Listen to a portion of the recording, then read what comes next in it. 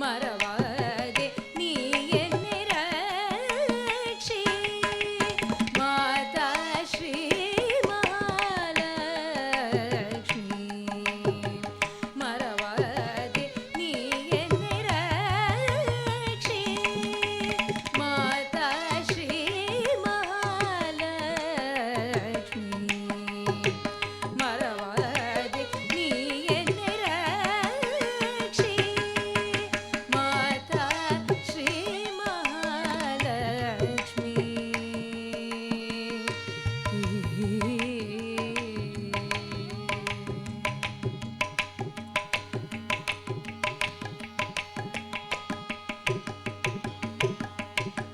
மாதவன் திருமார்பினில் மாதவன் திருமார்பினில் அகலாதுரை மாதவன் திருமார்பினில் அகலாதுரை மாதவன் திருமார்பினில் அகலாதுரை மாதவன் திருமார்பினில் அகலாதுரை மாதே வந்திடு இந்த போதே மாதவன் திருமார்பினில் அகலாதுரை மாதே வந்திடு இந்த போதே மாதே வந்திடு இந்த போதே மாதா ஸ்ரீ மகாலட்சுமி மறவாதே நீ என்னை ரட்சி மாதா ஸ்ரீ மகாலட்சுமி.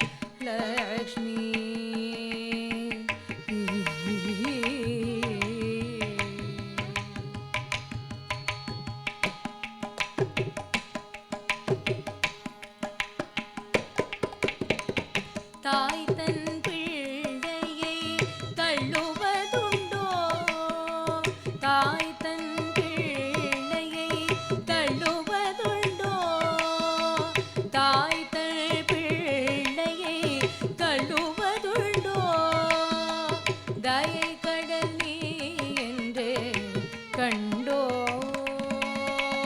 தாய் தன் பிள்ளையை தள்ளுவதுண்டோ தயை கடல் நீ என்றே கண்டோ காயும் கனிந்திடும் நின் கடை கண்ணருளா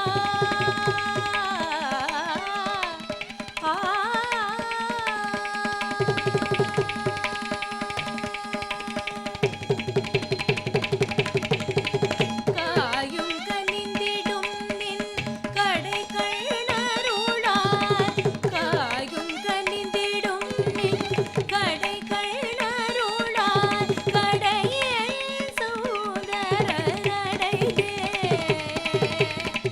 கடையே சோதரனடையே கடையே சோதரனடையே காத்திடவே மாதா ஸ்ரீ மகாலட்சுமி மறவாதே நீ என்னை ரட்சி மாதா ஸ்ரீ மகாலட்சுமி.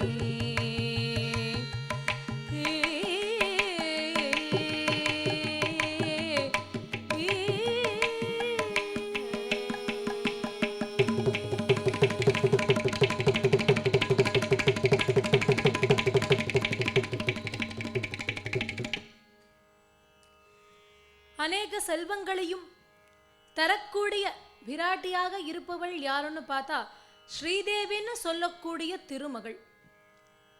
இதில் ஒரு ஆச்சரியம், இந்த ஸ்ரீதேவிக்கு மட்டும் என்ன ஒரு பெருமை அப்படின்னு பார்த்தா எப்பொழுதுமே கணவனுக்கு மனைவிதான் பெருமை சேர்ப்பவள். கணவன் பேரை சொல்லணும்னா மனைவி அந்த அளவுக்கு நடந்துக்கணும் அப்படின்னு ஒரு வாக்கியம் சொல்றது உண்டு. அநேக செல்வங்களுக்கும் அதிபதியான தேவி யாருன்னு பார்த்தா திருமகள் என்று நாம் அனைவரும் சொல்லக்கூடிய ஸ்ரீதேவியான மகாலட்சுமி. அவளை ஸ்ரீ என்று அழைப்பார்கள். இந்த ஸ்ரீ அப்படிங்கிற சப்தம் யாருக்கு பொருந்தும்னு பார்த்தா மகாலட்சுமி தேவிக்கு தான் பொருந்தும். மகாலட்சுமியை பொறுத்தவரை ஒரு ஆச்சரியமான விஷயம்.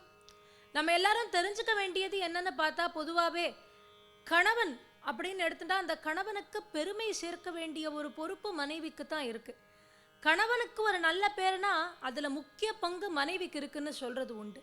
அப்படி இங்க கணவனுக்கு நல்ல பேருன்னு கூட சொல்ல முடியாது, கணவனுடைய பேருக்கே இங்க மகாலட்சுமி தான் பொறுப்பா இருக்கலாம். எப்படி பொறுப்பா இருக்கான்னா, யாராவது வெறும்னு அவரை நாராயணன்னு சொல்லி கேள்விப்பட்டிருப்போமோ?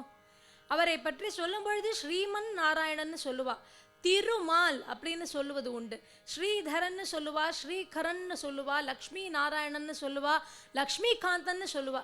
இப்படி அவரை பற்றி சொல்லும் பொழுது எல்லாம் இந்த ஸ்ரீங்கிற சப்தம் இல்லாத சொல்லவே முடியாது. அப்பேற்பட்டவள் தான் இந்த ஸ்ரீங்கிறவதான் சாக்ஷாத் தாயார் என்று சொல்லக்கூடிய மகாலட்சுமி பிராட்டி. இவள்தான் நமக்கு செல்வங்களை வாரி தரக்கூடிய தெய்வமாக இருப்பவள். மகாலட்சுமி எப்படி வந்தாள் அப்படின்னு பார்த்தா, பார்க்கடலை அசுரர்களும் தேவர்களும் கடையும் பொழுது அதிலிருந்து அவள் தோன்றினாள் அப்படின்னு புராணம் சொல்றது.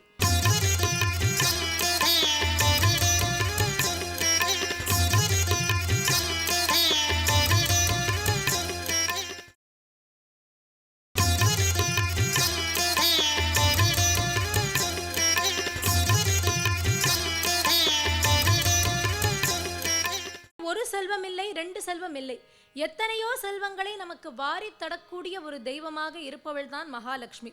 ஒரு லட்சுமியா ரெண்டு லட்சுமியான்னு பார்த்தா அஷ்டலட்சுமிகள் இருக்கலாம். அஷ்டலட்சுமிகள் இருந்துண்டு நமக்கு எல்லா விதமான நல்லதையும் கொடுக்குறா. சந்தான பாக்கியத்தை சந்தான லட்சுமி தரா, தனலட்சுமி நமக்கு தனத்தை தருகிறாள், விஜயலட்சுமிங்கிறவ நமக்கு விஜயத்தை தரக்கூடிய தேவியா இருக்கா. இப்படி ஒரு லக்ஷ்மியும் நமக்கு என்னென்ன தேவையோ அது எல்லாத்தையும் கொடுத்துருக்கா. அப்பேற்பட்ட அஷ்டலட்சுமி தேவியானவளை இந்த 2வது 3 நாட்கள் நாம் வழிபடும் ஒரு நல்ல நேரம்தான்னு சொல்லணும். அப்படி வழிபட்டு வந்தால் நமக்கு நேரம் இன்னும் நல்லபடியாக இருக்க போகிறது. ஏன்னா செல்வம் கொழிக்க போகின்றது. நம் வாழ்க்கையில் மிகவும் அத்தியாவசியமாக நாம் எண்ணுவது எது அப்படின்னு பார்த்தா தனம் அப்படிங்கிறது தான். அந்த தனம் அப்படிங்கிறதுக்கு ஐஸ்வர்யம் அப்படின்னு சொல்லக்கூடிய அந்த தனத்திற்கு அதிபதியாக இருக்கக்கூடிய இந்த மகாலட்சுமி தேவி எப்படி இவளுடைய திரு அவதாரம் அப்படிங்கிறது ஒரு ஆச்சரியமான சரித்திரம். அவள் திருமாலை அடைந்ததும் அதை விட ஆச்சரியமா இருக்கும். கேட்க கேட்க ஆனந்தம் பெருகக்கூடிய ஒரு விஷயமாவே இருந்துருக்கு. இதில் மகாலட்சுமி எப்படி வந்தாள் அப்படின்னு பார்த்தா, பார்க்கடலை அசுரர்களும் தேவர்களும் கடையும் பொழுது அதிலிருந்து அவள் தோன்றினாள் அப்படின்னு புராணம் சொல்றது. இந்த புராணமே 2 வகையாக சொல்லப்படுவது உண்டு. ஒரு சமயம் என்னார்து, தேவர்களும் அசுரர்களும் பார்க்கடலை கடையறா. அப்ப கடையும் பொழுது அவ எல்லாருமே அமிர்தத்தை உத்தேசிச்சுதான் அந்த பார்க்கடலை கடையறா. அப்படி கடையும் பொழுது அதுல இருந்து ஆலகால விஷம் முதல்ல வருது. அதுக்கப்புறம் எல்லாம் ஒன்னொன்னா வருது, ஐராவதம் வருது, அதுக்கப்புறம் அப்சரஸ் எல்லாரும் வரா, எல்லாமே வருது. அதுல இருந்து நிறைய நல்ல விஷயங்கள் எல்லாம், ரொம்ப ஆச்சரியமான விஷயங்கள் எல்லாம் அந்த பார்க்கடலை கடையும் பொழுது கிடைக்கிறது. அப்போ அதிலிருந்து தோன்றியவள் தான் இந்த மகாலட்சுமி அப்படிங்கிறவ. இன்னொரு பக்கம் விஷ்ணு புராணத்தில் அவருடைய அவதாரத்தை பற்றி சொல்லும் பொழுது பிருகு முனிவருக்கு பெண்ணாக பிறந்தாள் மகாலட்சுமின்னு சொல்றா. பிருகு முனிவருக்கு பெண்ணாக பிறந்ததால் இவளுக்கு பார்கவின்னு ஒரு பேர் உண்டு. அந்த பார்கவியானவள் பிருகு முனிவரோட வளர்ந்துட்டு வந்துருக்கா. அந்த மாதிரி நேரத்தில் ஒரு சமயம் என்னார்து, துர்வாச முனிவர், அவர் எதற்கு ரொம்ப பேர் போனவர்னு பார்த்தா, எவ்வளவுக்கவ்வளவு பராக்கிரமம் இருக்கோ, எவ்வளவுக்கவ்வளவு தப்போ வலிமை அவர்கிட்ட இருக்கோ, அவ்வளவுக்கவ்வளவு கோபத்தும் உண்டு அவருக்கு. கோபம் வந்தா என்ன வரும்னார், பின்னாடியே சாபம் வரும்னு சொல்லுவா. துர்வாசருக்கு எப்பொழுதுமே கொடுக்கத்தான் தெரியும், திருப்பி வாங்க தெரியாதுன்னு ஒரு வழக்கமும் உண்டு. அப்பேற்பட்ட துர்வாசர் என்ன பண்ணினார், ஒரு சமயம் ஒரு மாலை ஒன்று கிடைக்கிறது, ரொம்ப அபூர்வமான ஒரு மாலை. அந்த மாலையை அந்த ஒரு பொண்ணு வச்சுன்னு இருக்கா. அந்த பெண்ணிடத்துல இருந்து அந்த மாலையை வாங்குறார். அந்த அம்மா அப்பதான் தொடுத்துன்னு இருக்கா. அந்த அம்மாட்ட போய், இந்த மாலை ரொம்ப விசேஷமா இருக்கே, இது அன்னைக்கு நாம் அர்ப்பணம் செய்தால் சோபனமா இருக்குமே அப்படின்னு நினைச்சு அவள்கிட்ட அந்த மாலையை வாங்கிட்டார். மாலையை வாங்கி அதை அன்னையின் மீது அவளுக்காக அர்ப்பணித்து எல்லாம் பூஜையெல்லாம் பண்ணினாராம். அந்த மாலை திருப்பி அவர் கையில இருக்கு. அந்த மாலையோடு அப்படி வந்துன்னு இருக்காராம். அந்த மாலை அவ்வளவு சக்தி பொருந்திய மாலை. ஏன்னா இவருடைய சக்தியும் சேர்ந்துனா இருக்குதுல, அதனால ரொம்ப ஒரு அபரிமிதமான விசேஷமான மாலை அது. அதை கையில வச்சுட்டு துர்வாச முனிவர் வரும் பொழுது இந்திரன் வந்துருக்காராம். தேவலோகத்தின் அதிபதியான இந்திரதேவர் வந்துருக்கார். அந்த இந்திரதேவனை பார்த்த உடனே, சரி இவ்வளவு அற்புதமான ஒரு மாலை நம்மிடத்தில் இருப்பதை விட இந்திரன் இடத்துல இருந்தா சகல தேவர்களுக்கும் நன்மை பெருகுமே அப்படின்னு நினைச்சு என்ன பண்ணினார், அதை இந்திரன் இடத்துல கொடுத்தாராம். இந்திரன் என்ன பண்ணினார்? அந்த மாலையுடைய விசேஷமும் மகாத்மியமும் புரியாது அதை அவர் முன்னாடி இருக்கிற அந்த ஐராவதத்துல கொடுத்தாராம். ஐராவதம் அது கிட்ட கொடுத்தார். ஐராவதம்ங்கிறது இந்திரனுடைய யானை, வெள்ளை யானைன்னு சொல்லுவா. அந்த வெள்ளை யானை இடத்தில் அதை கொடுத்த உடனே அது என்ன பண்ணித்தான்? அந்த மாலையை வாங்கி தூக்கி போட்டு காலால அதை நசுக்கிடுது. இது என்ன ஆச்சு? துர்வாசருக்கு கோபம் வந்தது. இந்திரனுக்கு எவ்வளவு துணிச்சல் இருந்தா இவ்வளவு விசேஷமான ஒரு மாலையை சற்றும் மதிக்காமல் ஐராவதத்துக்கிட்ட கொடுத்தார். அந்த ஐராவதமோ என்ன பண்ணித்து? இந்த மாலையை இந்த கட்டத்துக்கு ஆக்கிடுது. ஆக இப்படி சக்தி பொருந்திய மாலையின் மகிமை தெரியாது, இப்படி தேவலோகத்துல இருக்கிற இந்திரன் நடந்துட்டாரே அப்படிங்கிற கோபத்தினால துர்வாசர் என்ன சொல்றார்? உங்க எல்லார்கிட்டையும் ஸ்ரீங்கிறது நிறைய இருக்கிறதுனால நீங்க எல்லாரும் இப்படி நடந்துக்கிறீள், அந்த மமதை தான் உங்களை இப்படி ஆட்டி படைக்கிறது, அதனால இனிமே யாருக்குமே ஸ்ரீ கிடையாதுன்னு விடுறார். இந்த ஸ்ரீ அப்படிங்கிறது உங்க எல்லாரையும் விட்டு விலகி போறது, இனிமேல் அது உங்களுக்கு கிடையாது அப்படின்னு சொல்லவே எல்லா இடமும் இருண்டு போயிடுது. துர்வாசருடைய சாபம் அடுத்த கணமே பலித்தது. எல்லாரும் கஷ்டப்பட ஆரம்பிச்சுட்டா. செல்வம் இல்லாதவர்கள் எல்லாம் என்ன பண்ணுவா? இருள் சூழ்ந்து இருக்கிறது அவர்கள் வாழ்க்கை. அதனால நேரா போய் எல்லாரும் மகாவிஷ்ணுட்ட ஒரு யோஜனை கேட்கிறானா, என்ன பண்ணுறது இப்படி ஆயிடுதே அப்படின்னு. அந்த நேரத்தில் மகாவிஷ்ணு ஒரு அற்புதமான யுக்தியை சொல்றார். நீங்க எல்லாரும் பார்க்கடலை கடைங்கோ, அதை கடையும் பொழுது உங்களுக்கு நீங்கள் எதெல்லாம் விட்டாலோ அதெல்லாம் உங்களுக்கு திருப்பி கிடைக்கும் அப்படின்னு மகாவிஷ்ணு சொல்றார். அப்படி சொன்ன உடனேவே இவர்கள் அனைவரும் சென்று பார்க்கடலை கடைந்தார்கள். அப்படி கடையும் பொழுது மீண்டும் எல்லாம் கிடைச்சது. ஐராவதம், அப்சரஸ் அப்படின்னு எல்லாமே திருப்பி கிடைச்சது அவளுக்கு. அப்படி கிடைக்கும் பொழுது சந்தோஷப்பட்ட தேவர்கள் நமக்கு ஸ்ரீயும் திருப்பி கிடைச்சா நன்னா இருக்குமேன்னு மகாலட்சுமி தேவியை பிரார்த்தனை பண்ண, அந்த நேரத்தில் பார்கவியாக வந்த மகாலட்சுமி அந்த பார்க்கடலில் தாமரை பூவின் மீது அற்புதமாக தோன்றினாளாம். அவளையே சொல்லும் பொழுதே கமலவாசினின்னு சொல்லுவா. அப்படி தாமரை பூவில் அந்த பார்க்கடலைவா கடையும் பொழுது அதுல தோன்றினாளாம் கமலே கமலாலயே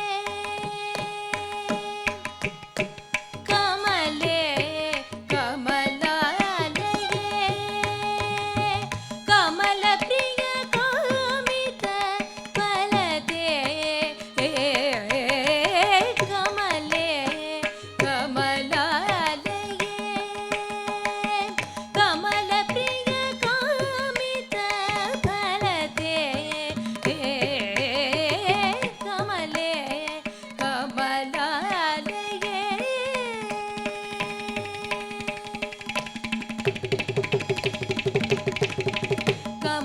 பத கமல தட்ட கமலாசனி கமல பத கமல தட்ட கமலாசனி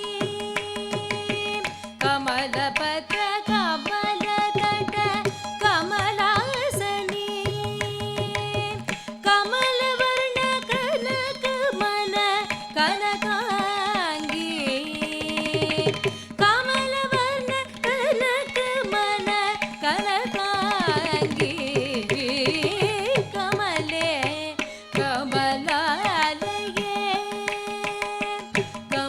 சுத கமல முக கமலாட்சி கமல சுத கமல முக கமலாட்சி கமல நீதி பாலினி கமல மாலினி கமல நிதி பாலினி கமல மாலினி கமல நாமதாமினி கமல நாமதாமினி கமல வைரி சோதரி கமல நாமதாமினி கமல வைரி சோதரி கமல வன சௌந்தர ஹிருதயே கமல கமலே கமலாலயே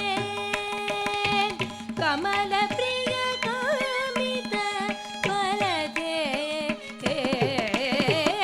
கமலே கமலாலயே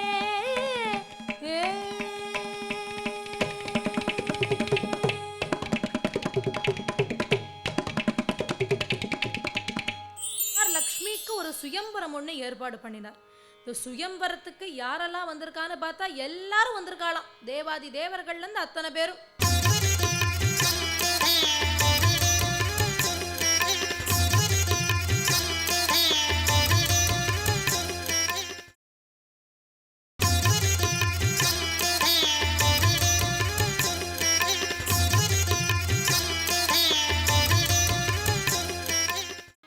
கமலத்தில் தோன்றினாளாம். அவளை பற்றி சொல்லும் பொழுதே தாமரைக்கு ஒப்பிட்டு தான் சொல்லுவா. தாமரை தான் அவளுக்கு ஆசனம், செந்தாமரை ஆசனம் அவளுக்கு. அப்படி அந்த செந்தாமரையில் மகாலட்சுமி தோன்றினாள். அதனால் சமுத்திரத்திலிருந்து வந்திருக்கா இல்லையா, அதனால அன்னிலிருந்து அவளுக்கு சமுத்திரராஜ தனையான்னு பேரு. அதாவது சமுத்திரராஜனுக்கு புத்திரி. லக்ஷ்மியும் க்ஷீர சமுத்திரராஜ தனையா. க்ஷீர சமுத்திரம்னா பார்க்கடல். அந்த பார்க்கடல் மன்னனான சமுத்திரராஜனுடைய புத்திரியா இவ வந்துட்டா. அப்ப சமுத்திரராஜனுக்கு என்ன ஆசை வருது? சாமான்யமா பெண்கள் இருந்தாலே உடனே அவளுக்கு கல்யாணம் பண்ணணும்னு ஒரு ஆசை வரும். அப்படி இருக்கும் பொழுது பேரழகி, யாராவது பார்க்க ரொம்ப அழகா இருந்தா கூட லக்ஷ்மி கட்டாட்சமா இருக்கா, பார்க்கறதுக்கு மகாலட்சுமி மாதிரி இருக்கான்னு இவளைத்தான் ஒப்பிட்டு சொல்லுவா. அப்பேற்பட்ட மகாலட்சுமிய பொண்ணா இவருக்கு கிடைச்சிருக்கா இல்லையா, அதனால இந்த பொண்ணுக்கு ஒரு கல்யாணம் பண்ணி பார்க்கணுமே, இவளை யார் கல்யாணம் பண்ணிக்கிறான்னு தெரிஞ்சுக்கிறதுல அவளுக்கு அவ்வளவு ஒரு ஆர்வம் அவருக்கு. அதனால என்ன பண்ணினார், லக்ஷ்மிக்கு ஒரு சுயம்பரம் ஒன்று ஏற்பாடு பண்ணினார். இந்த சுயம்பரத்துக்கு யாரெல்லாம் வந்திருக்கான்னு பார்த்தா எல்லாரும் வந்திருக்காளாம். தேவாதி தேவர்கள்லேருந்து அத்தனை பேரும் ரெடியா எல்லாரும் நின்று இருக்கா. அத்தனை பேரும் லக்ஷ்மி நம்மள்கிட்ட வந்து சேரணும். ஏன்னா மகாலட்சுமி வந்துட்டானா அதை மீறி வேற என்ன வேணும்? அஷ்டலக்ஷ்மியும் ஒன்று சேர்ந்தவள் இல்லையா அவள். அப்படி அவ வரும் பொழுது எல்லா செல்வமும் ஒன்று சேர கிடைச்சுடுமே, அவளை தேடி நம்ம போக வேண்டாம், அவளே நம்மள்கிட்ட வந்துடுவாளேன்னு எல்லாரும் ஆசைப்பட்டு இருக்கா. முனிசிரேஷ்டர்கள் கூட எத்தனையோ பேர் எல்லாம் ரெடியா இருந்துட்டு இருக்காளாம், துர்வாசர் உள்பட அத்தனை பேரும் ரெடியா அப்படி வரிசையா நின்று இருக்கா. மகாலட்சுமி தேவி இந்த சமுத்திரத்துல தாமரை மேல உட்காந்துட்டு பார்த்துட்டு இருக்காளாம். ஒத்தொத்தரையா யாரை கல்யாணம் பண்ணிக்கலாம் அப்படின்னு சொல்லிட்டு வரிசையா எல்லாரையும் பாக்குறான். ஒத்தொத்தர் என்ன பண்ணிட்டு இருக்கா, ஒருத்தர் பார்த்தா அங்கவஸ்திரத்தை சரி பண்ணிட்டு இருக்காரு, நம்ம நன்னா இருக்கோமா, லக்ஷ்மி பாக்குறச்சு இவர் நன்னா தெரியணுமா. சோ அத்தனை பேரும் அங்க விதவிதமா அலங்காரங்களை பண்ணிட்டு பளபளன்னு எல்லா நகையும் போட்டுட்டு வைரம் வைடூரியம்னு ஒண்ணு பாக்கி கிடையாது, எல்லாத்தையும் போட்டுட்டு அவாவா நின்று இருக்காளாம். ஏன்னா பாக்குறச்ச இந்த எல்லாருக்கும் என்ன ஒரு அபிப்பிராயம்னா, நகை நிறைய போட்டுட்டா நம்ம ரொம்ப பளிச்சுன்னு இருப்போம்னு அவாவாளுக்கு ஒரு அபிப்பிராயம் இருக்கு. அது போல இவாள்லாம் ஒருத்தர் என்ன பண்ணிட்டு இருக்கார், தலையை நன்னா வாரின்னு இருக்காராம். லக்ஷ்மி நம்மளை பாக்குறச்ச அப்படி தலைமுடியெல்லாம் கண்ணா பின்னான்னு இருக்கப்படாதுன்னு அவர் கேசத்தை கொஞ்சம் சரி பண்ணிட்டு இருக்கார். இன்னொருத்தர் பார்த்தா கொஞ்சம் எல்லாம் சரியா இருக்கா அப்படின்னு முகத்துல எல்லாம் தொடச்சுட்டு கண்ணாடியை 10 தரம் பார்த்துட்டு இப்படியே அவாவா நின்று இருந்தாளாம். எல்லாரும் முனிசிரேஷ்டர்கள்லாம் என்ன பண்ணிட்டு இருந்தானா, அவாவா தாடி எல்லாம் சரியா இருக்கான்னு அது எல்லாத்தையும் அவர்கள் எல்லாரும் சரி பண்ணிட்டு இருந்தாளாம். இப்படி இருக்கிற நேரத்துல ஒத்தொத்தரும் லக்ஷ்மியையே பார்த்துட்டு இருக்கா. இவ நம்மளை பார்க்க மாட்டாளா, நம்மள்ட்ட இவ வர மாட்டாளா, நம்மளை இவ கல்யாணம் பண்ணிக்க மாட்டாளா, அத்தனை பேரும் ஏக்கத்தோடு அப்படி பார்த்துட்டு இருக்காளாம். அப்படி பார்க்கும் பொழுது ஒத்தரே ஒத்தர் இவளை பார்க்கலையாம். இவ அப்படியே பார்த்துட்டு வரா, யாரை பார்த்தாலும் அத்தனை பேரும் இவளையே பார்த்துட்டு இருக்கா. இதுல ஒத்தரே ஒத்தர் மட்டும் லக்ஷ்மி தேவியை பார்க்காத வேற எங்கேயோ பார்த்துட்டு இருக்கார். ஏதோ பூலோகத்தை பார்த்துட்டு இருந்தாராம். யாரு தெரியுமோ, அது சாக்ஷாத் மகாவிஷ்ணு. ஏன் அவர் பூலோகத்தை பார்த்தாரு தெரியுமோ, நம்மளெல்லாம் படைச்சுட்டு அவர் நிம்மதியா லக்ஷ்மியை பார்க்க முடியுமோ? திடீர்னு ஒருத்தர் நாராயணாம்போ சொன்ன உடனே தோ வந்துட்டேன்பான்னு அவரை பார்க்கறதுக்கே அவருக்கு நேரம் சரியா இருக்கே. எல்லா நேரமும் இதுல ரொம்ப ஒரு முக்கிய பொறுப்பு எடுத்துட்டு இருக்கிறவர் ஸ்ரீமன் நாராயணன். என்ன காரணம்னா, பிரம்மாக்கு வேலை எப்பன்னு பார்த்தா படைக்கிற நேரத்தோட சரி, சிவனுக்கு எந்த நேரத்துல வேறன்னு பார்த்தா அழிக்கிற நேரத்தோட, அதாவது முக்தி கொடுக்குற சமயத்தோட சிவபெருமானுக்கு வேலையாடுது. இதுல நடுவுல தான் பெரிய பொறுப்பு இருக்கு. இந்த காத்து ரட்சிக்கணும் அப்படிங்கிற பொறுப்பு இருக்கே, அது சாமானியப்பட்டது கிடையாது. எல்லா நேரத்திலையும் யாராவது கூப்பிட்டுட்டே இருப்பா. திடீர்னு சில பேர் பார்த்தேன்னா கொட்டாவி விடுவா, அப்ப நாராயணாம்பா, தும்முவா, அப்ப நாராயணான்னு சொல்லுவா. இப்படியெல்லாம் எத்தனையோ பேர் லோகத்துல இருந்துட்டு இருக்கா. அதனால அவர் பேரை யாராவது ஒருத்தர் எல்லா நேரத்திலையும் ஜபித்து கொண்டே இருக்கிறதுனால அவளெல்லாம் பார்க்கறதுக்கே அவருக்கு நேரம் சரியா இருக்கு. அதனால மகாலட்சுமியை பார்க்கலையாம். உலகத்தை காத்து ரட்சித்து கொண்டிருந்தாராம். அப்போ மகாலட்சுமி பார்த்தா பாக்கி பேர் எல்லாருக்கும் என் மேல ஆசை இருக்கு, இவர் ஒருத்தருக்கு தான் இல்லை. அதனால இவர் எந்த திசையை பார்க்கறாரோ அதே திசையை இனிமேல் நானும் போய் பார்ப்பேன் அவரோடையே இருந்துண்டு அப்படின்னு சொல்லி பெருமாளுடைய வக்ஷஸ்தலத்துல போய் உட்காந்துட்டாளாம். பெருமாள் எப்படி பார்க்கறாரோ அதே மாதிரிதான் மகாலட்சுமியும் வக்ஷஸ்தலத்துல உட்காந்து பார்த்துட்டு இருப்பா. பெருமாள் யாரை பார்க்கறாளோ அவளுக்கு என்னுடைய கட்டாட்சம் நிச்சயமா உண்டு அப்படின்னு சொல்லும் வண்ணம் அவர் எங்கெல்லாம் பார்க்கறாரோ அங்கெல்லாம் என் கடைக்கண் பார்வையும் இனிமேல் இருக்கும் அப்படின்னு சொல்லிட்டு மகாலட்சுமி தேவி மகாவிஷ்ணுவை அடைந்தாள். இப்படித்தான் இவள் ஸ்ரீயானவள் மகாவிஷ்ணுவை அடைந்தது. அப்படி அடைந்த ஸ்ரீதேவி அத்தனை பேருக்கும் செல்வங்களை வாரி வாரி வழங்கினாள். அப்பேற்பட்ட பரதேவத்தை அந்த மகாவிஷ்ணுவின் மார்பை விட்டு நகராது இருந்தாளாம்.